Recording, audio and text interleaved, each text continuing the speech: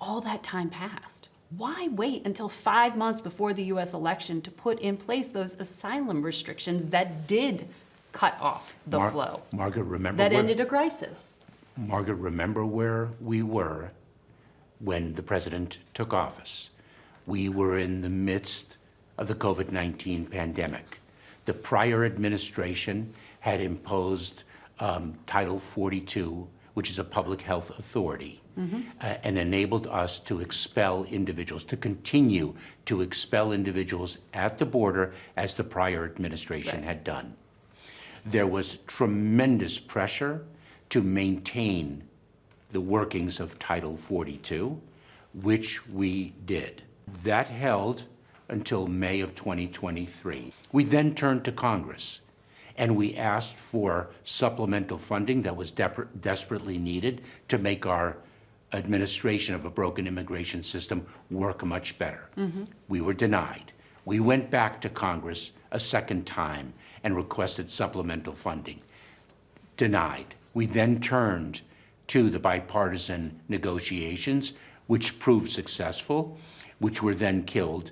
The result of it, a really terrific solution, was killed by irresponsible politics.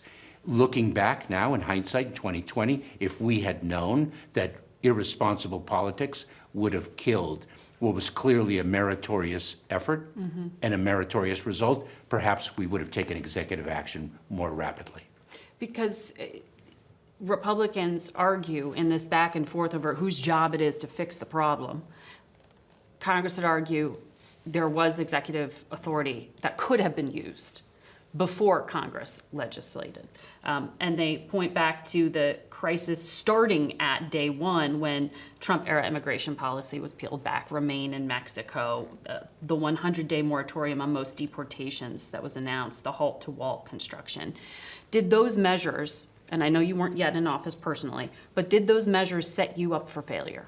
Remember something, Remain in Mexico is touted as the great panacea. The trend lines of migration were increasing quite exponentially from 2018 to 2019, and that is reflected worldwide.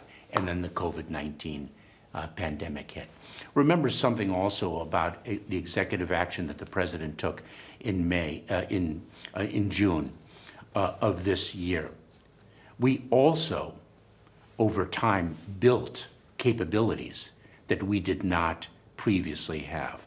Not just domestically, the number of facilities that we stood up, the ability to transport individuals and decompress areas that were experiencing surges of individuals, but our negotiations with Mexico, with other countries in Latin America, and around the world.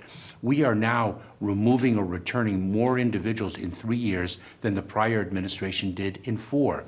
And we are doing so not only greater in volume, but greater in speed because of the negotiations with other countries and to more countries than has ever been the case. But why didn't we hear more about those enforcement actions during the election cycle when immigration was so key? Margaret, we've been executing on enforcement at an unprecedented level throughout this administration, and ICE just published data that evidences that quite powerfully.